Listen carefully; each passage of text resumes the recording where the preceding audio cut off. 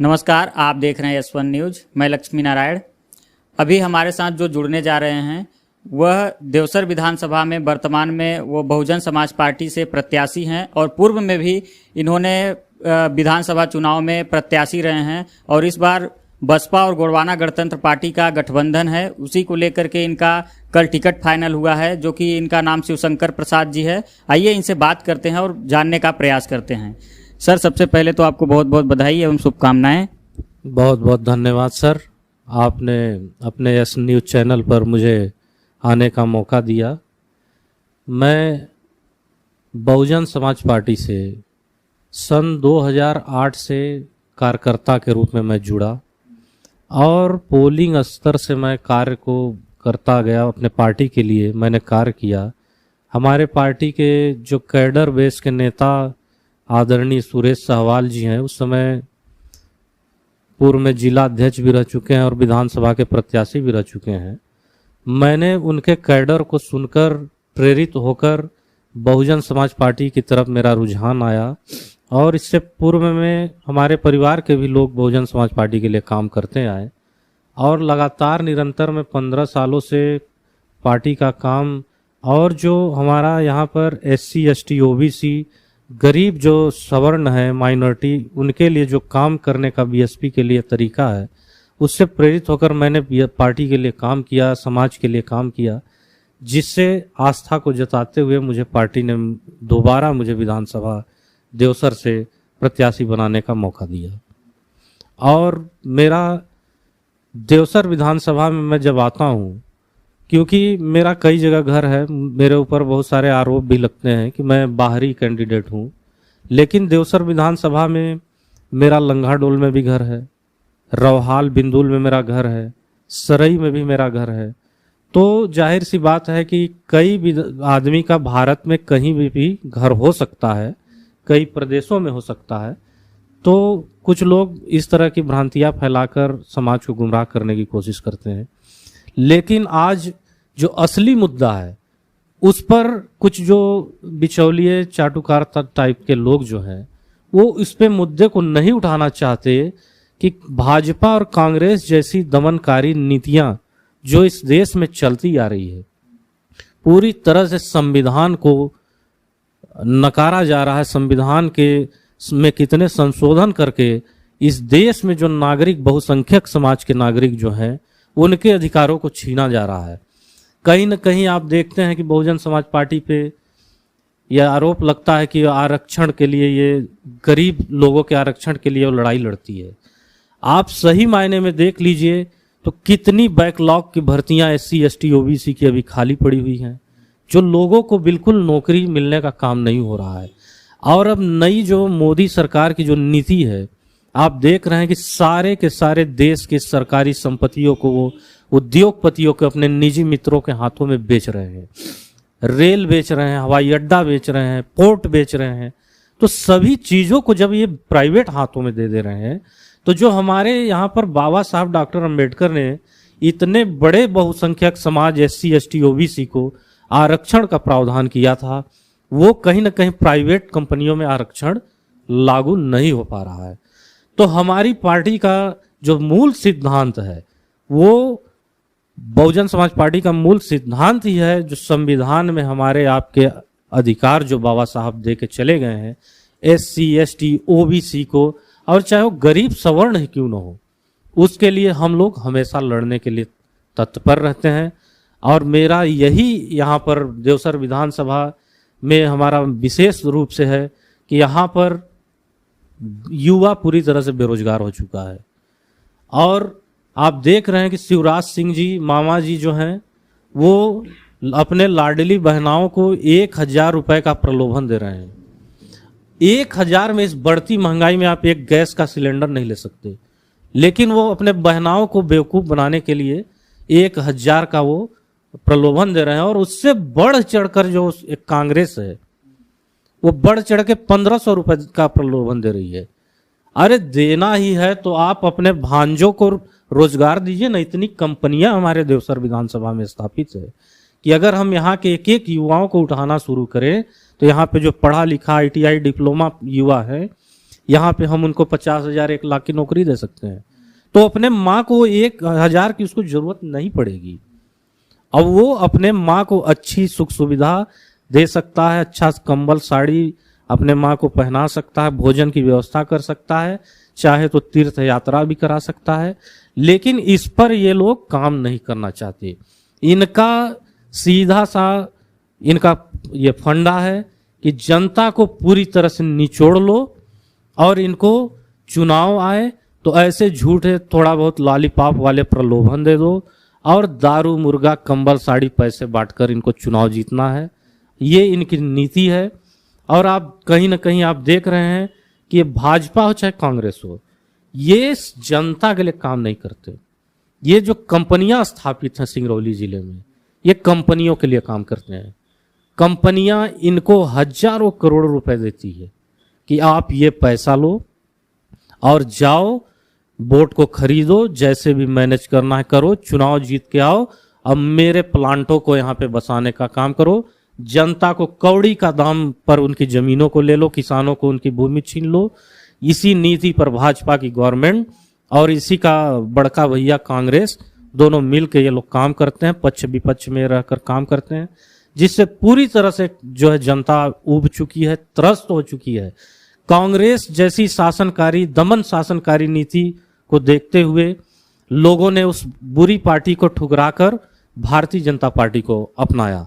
अब भारतीय जनता पार्टी उसका छोटा भाई है, उससे भी बढ़ चढ़ के जनता का शोषण करके उसको पूरी जीवन को बर्बाद करने का काम कर रहा है।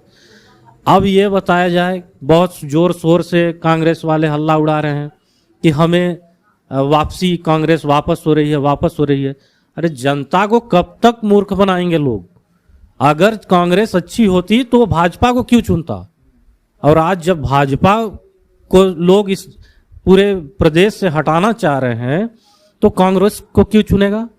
बहुजन समाज पार्टी उनके लिए तीसरी विकल्प है, राष्ट्रीय पार्टी है, जो गोंडवाना गणतंत्र पार्टी के साथ गठबंधन पूरे प्रदेश में आज है।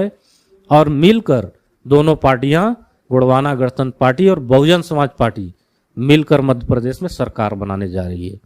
लेकिन इसमें भी इन सामंतवादी मनोवादी पार्टियों के पेट में दर्द हो गया है। ये देखें कि ये गोंडवाना गणतंत्र पार्टी और बहुजन समाज पार्टी दोनों मिलकर चुनाव लड़ रहे हैं और प्रदेश में सरकार ले आएंगे तो आम जनता का रास्ता साफ हो जाएगा, उनको विकास का रास्ता खुल जाएगा, उनको ठोकरें नहीं खानी पड़ेगी। आपको बहन जी का शासन याद है, एसपी कलेक्टर गांव में चौपाल लगाकर उनको सुविधाएं देते थे, उनकी जन समस्याओं को सुनते थे। तो ये लोग अब इसमें भी फुटमट डालने का प्रयास करेंगे। कुछ हमारे ही समाज के कुछ, आप समझ रहे हैं, बिकाऊ टाइप के लोगों को और कुछ गोंडवाना पार्टी के भी बिकाऊ टाइप कुछ लोगों को ये भ्रांतियां फैलाकर कुछ वोट को डिस्टर्ब करेंगे। कांग्रेस भाजपा करवा रही है, उनको पैसा देकर, मोटी रकम देकर, कि बहुजन समाज पार्टी और गोंडवाना गणतंत्र पार्टी का जो गठबंधन है वो टूट जाए और ये आम जनता में भ्रांतियां फैल जाए कि वो अलग अलग चुनाव लड़ रहे हैं, अब फिर कांग्रेस या भाजपा को जीतने का मौका मिले। लेकिन मैं आपके चैनल से विशेष निवेदन करता हूं कि आप इस खबर को जन जन तक पहुंचाने का प्रयास करें कि मजबूत गठबंधन जो जनता का डायरेक्ट बहुजन समाज पार्टी और गोंडवाना गणतंत्र पार्टी से हुआ है, ये दोनों पार्टी मिलकर प्रदेश में सरकार बनाने जा रही हैं।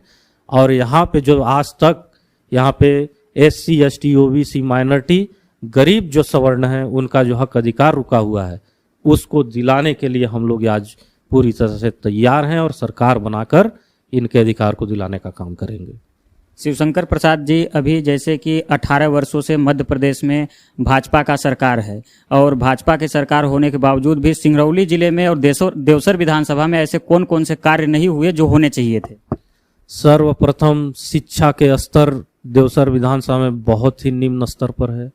शिक्षा को स्तर बढ़ाने के लिए यहाँ पे जरूरी जो विद्यालय हैं, कॉलेज यहाँ पे होने चाहिए थे। और सबसे बड़ी चीज है, दूर दरार से लोग आते हैं, अगर कोई हादसा हो जाए तो उनके लिए हॉस्पिटल की प्रबंधन यहाँ पे व्यवस्था नहीं है। तो कम से कम इस देश में दो चीज तो मिलनी चाहिए, शिक्षा और स्वास्थ्य। बाकी तो पानी हो तो हम खोद के, कुआं खोद के निकाल लेंगे, पी लेंगे, थोड़ा बहुत कहीं जीने खाने के लिए हम खेती बाड़ी भी करके जी लेंगे, लेकिन स्वास्थ्य और शिक्षा बिना हम कैसे जिएंगे? ये दो चीज अगर नहीं है तो हमारा पूरा समाज अनपढ़ और गुलामी की तरफ चला जाएगा। तो दो चीज ये बिल्कुल मुफ्त और इनको मिलना चाहिए। तो देवसर विधानसभा में सड़कें भी बहुत सारी बदहाल पड़ी हुई हैं।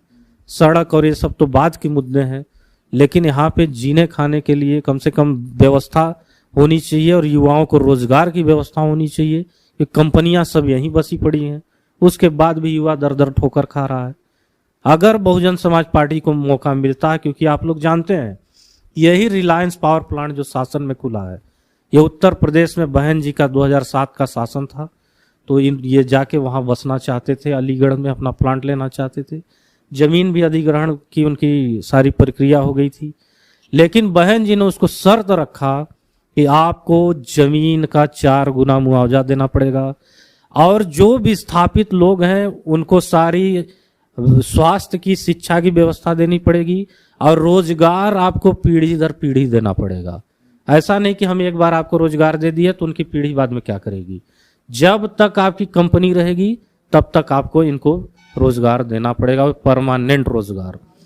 ये रिलायंस को, मालिक अंबानी जी को बिल्कुल रास नहीं आया, वो भागे और फिर शिवराज सिंह जी को, मोदी जी को, अपना उनके मित्र तो हैं ही, वो मैनेज करके यहाँ पे कौड़ी के दाम पर जमीन ले लिए और रोजगार के नाम पे आप जाइए तो शासन प्रशासन मिलकर आपके ऊपर मुकदमे कायम करती है, आपको जेल भेजने का काम करती है।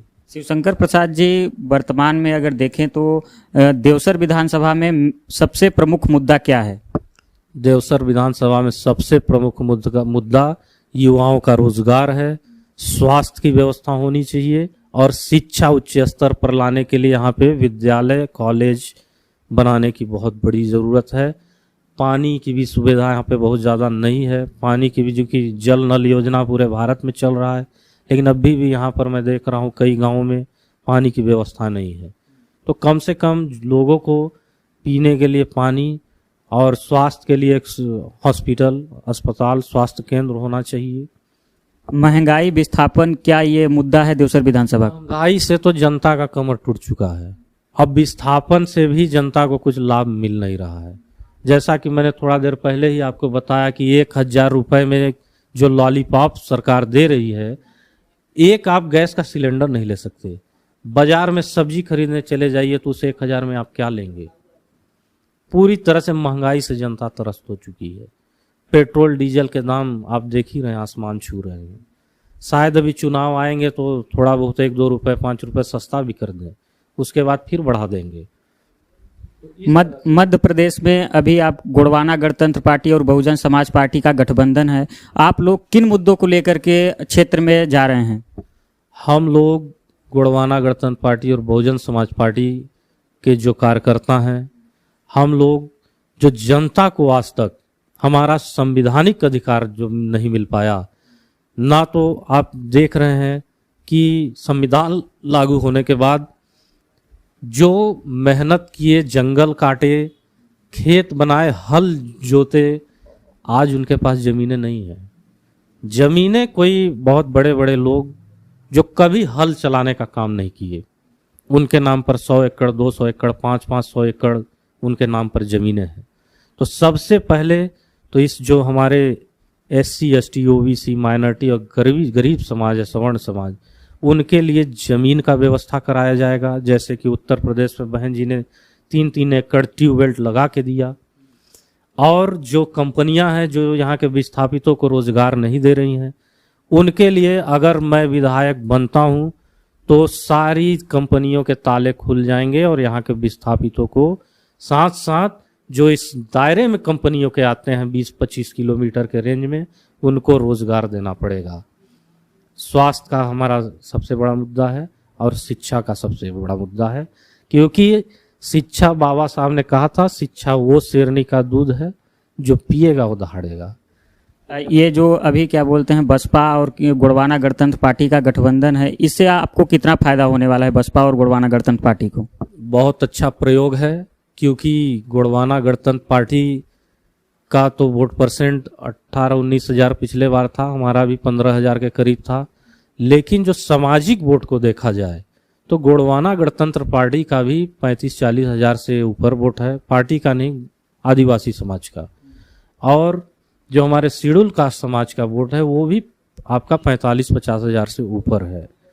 तो दोनों वोटों को अगर हम लोग मिलाने में कामयाब हो गए, दोनों समाज के वोटों को, और ओबीसी का बहुत बड़ा तबका हम लोगों के साथ आज है और सभी समाज के, सर्व समाज का वोट हमारे साथ है, ये गठबंधन मजबूत गठबंधन बनकर पूरे प्रदेश में परिवर्तन लाएगा और अपनी बहुजन विचारधारा की गवर्नमेंट मध्य प्रदेश में आएगी।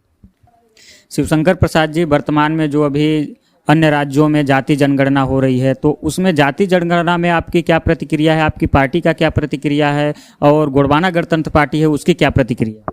जाति जनगणना होनी चाहिए और ये हमारे पार्टी का शुरू से ही मांग है। मान्यवर कांसीराम साहब बसपा के संस्थापक थे, बहन कुंवारी मायावती जी राष्ट्रीय अध्यक्ष हैं हमारी। शुरू से हमारी मांग है कि जिसकी जितनी संख्या भारी उसकी उतनी हिस्सेदारी। संविधान में बाबा साहब ने जाति आपके आबादी के हिसाब से आरक्षण दिया है, तो हम लोग तो संविधान को मानते हैं, संविधान को लागू कराना चाहते हैं। तो जाति जनगणना जब होगी तब हमें पता चलेगा कि हमारे देश में एससी कितना है, एसटी कितना है, ओबीसी कितना है, माइनॉरिटी कितना है, और हमारा हक अधिकार कौन खा के बैठा है, हमारा रोजगार, हमारा व्यापार कौन खा के बैठा है। तो ये सामने आएगा और जब ये जाति जनगणना होगी तब हम लोग और मजबूती के साथ अपने हक अधिकार के लिए लड़ेंगे। अब बहुजन समाज पार्टी पूरी पुरजोर मांग करती है कि जाति जनगणना होनी चाहिए। शिवशंकर प्रसाद जी, हमारे S1 न्यूज चैनल के माध्यम से देवसर विधानसभा की जनता से आप क्या अपील करना चाहेंगे? आपके चैनल के माध्यम से मैं देवसर विधानसभा की सम्मानित जनता से मैं मांग करना चाहता हूं कि आपने 1950 के बाद लगातार इस विधानसभा या प्रदेश में आपने कांग्रेस पार्टी की, भारतीय जनता पार्टी की सरकार विधायक बनाने का काम किया है, जिससे आज तक आप लोगों की मूलभूत सुविधाएं हैं जो आपको अब तक उपलब्ध नहीं करा पाए लोग। एक बार अगर आप लोग बहुजन समाज पार्टी के आप यहाँ पे एमएलए बना कर दिखा दीजिए। हम लोग इतिहास लिखने वाले लोग हैं, बाबा साहब ने इतिहास लिख के दिखाया है, मान्यवर कांसीराम साहब ने इतिहास को लिख के दिखाया है, और हम लोग भी इस इतिहास लिख के दिखाएंगे। और ये जनता को जो सुविधाएं होती है वो कैसे दिलाई जाती है मैं वो बताऊंगा। मैं अभी वर्तमान में पार्षद भी हूँ, आप लोग कभी आइए वहाँ पे हमारे वार्ड में, देखिए कि विकास किसको कहते हैं। अपने वार्ड में 1.5 साल के अंदर में मैंने करीबन CSR नगर निगम से मिलाकर 5.5 से 6 करोड़ का बजट से मैंने अपने वार्ड को सुंदर बनाने का काम किया है, सड़कों को सुंदर बनाने का काम किया है। तो हम लोग करके विश्वास दिखाने वाले लोग हैं। अगर जनता मुझे मौका देती है तो देवसर विधानसभा का हम लोग कायाकल्प पलटने का काम करेंगे। तो अभी आप सुन रहे थे, यह शिवशंकर प्रसाद जी हैं जो कि अभी सिंगरौली जिले के देवसर विधानसभा क्षेत्र से इनको बहुजन समाज पार्टी ने अपना उम्मीदवार बनाया है, जो कि इसमें बहुजन समाज पार्टी और गोंडवाना गणतंत्र पार्टी दोनों ने मिलकर के शिवशंकर प्रसाद को देवसर विधानसभा में अपना उम्मीदवार घोषित किया है।